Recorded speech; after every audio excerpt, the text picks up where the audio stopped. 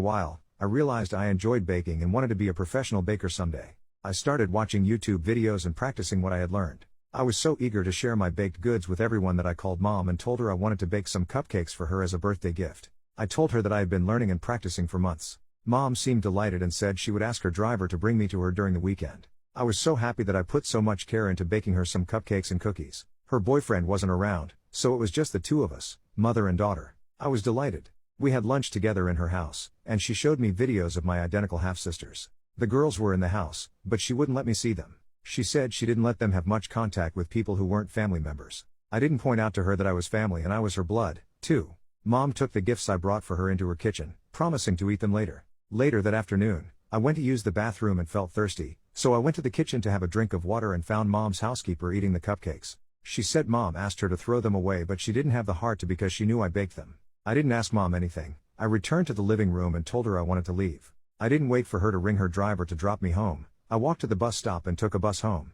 I didn't talk to Mom until 3 years later when she called to tell me she was getting married to her boyfriend and wanted me to be her flower girl. My brother, Todd, would be the ring bearer while Sam would play another part in the wedding. Mom told me the wedding was a day before my birthday, but she and her boyfriend had discussed it and had decided not to leave for their honeymoon right away. They would leave for their honeymoon the day after my birthday. She called Dad as well and told him not to make any plans for my birthday because she would handle it. She promised me a birthday dress, a laptop, and a cake. She said I could invite my friends too. Dad asked if she was certain, because of how she treated me in the past. Mom swore she would throw me the best birthday party I had ever had. I went to see her, and she showed me her engagement ring. She also let me see my sisters for the first time in person. They were so adorable that I couldn't even be mad at them. I spent a few minutes with them before their nanny led them back to their room. I started visiting Mom again and spent the night at her place several times. Although Mom promised to throw me a birthday party, she didn't say anything about it anymore. Whenever I brought it up, she would tell me she had everything under control. A few days before the wedding, Mom and the wedding planner were reviewing the details for the wedding and I reminded her that we hadn't found a dress for me.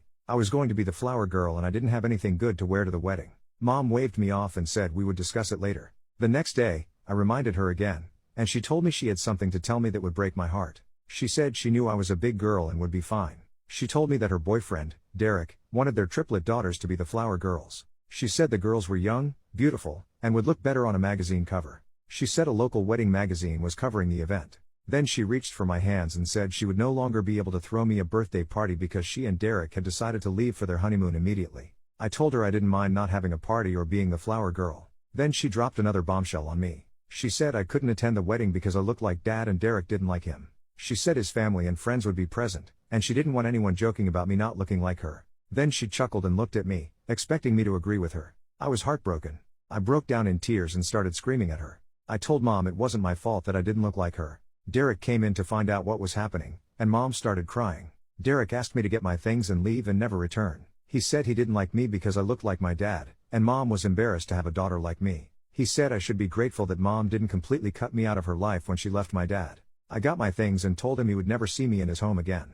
I told my brothers I was leaving, and that Mom uninvited me to her wedding because she thought I was an embarrassment. My brothers decided to leave with me, but Mom told them they would never be welcome in her home again if they went with me. I called Dad, and he came to pick us up.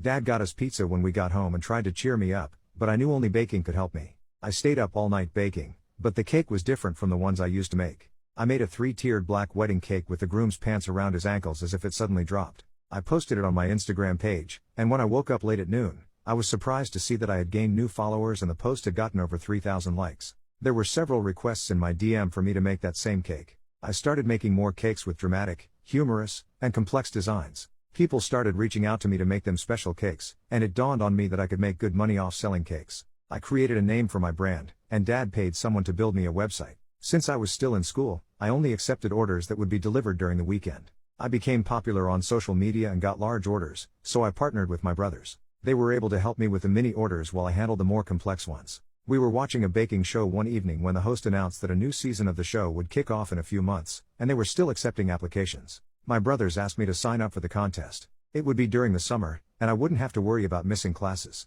I signed up for the contest and emailed them some of my works. I didn't expect to get a response quickly, but the next day, I received another email from the producers saying a package would be sent to me. I was to bake a cake that looked like the image in the package. I was so excited, and the next day, I got a box with a photo of the Eiffel Tower and a couple kissing in front of it.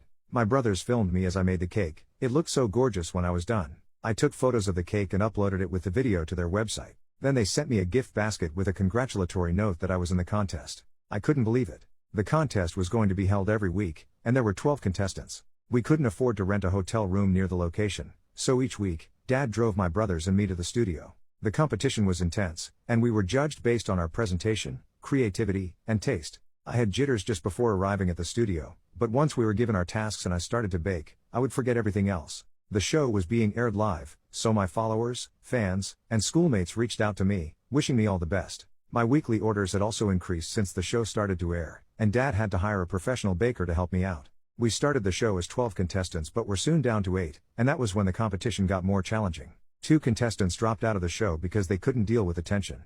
The winner would get the Teenagers Baking Champion title with $50,000 in cash and be one of the judges in the next season. The winner would also receive a complete kitchen remodel for their business or home, and the winning cake would be sold and the money donated to charity. I had no idea how famous the show was because I couldn't walk down the street without someone saying kind words or encouraging me. We had to hire more bakers because our clientele had increased, and to my surprise, Dad told me that he would quit his job so he could manage the bakery until I was old enough to handle things myself. It brought tears to my eyes because there was no one I trusted in the world more than my dad, and I knew he quit his job to ensure my business was safe. I told him that even when I became an adult, I still wanted him to continue managing the business. A few days before the show ended, Mom came by and said she wanted to speak to Dad. I didn't want to speak to her, but Dad said we should hear her out, and perhaps she came to apologize. Mom said she wanted to be my manager because Dad didn't know anything about showbiz, and she would ensure that I became a celebrity baker. I told her I didn't need her help and I didn't want her in my life. She said I would regret my decision if I didn't let her become my manager. When she realized she wouldn't get her way, she asked if I could give her the complete kitchen remodel if I won the contest.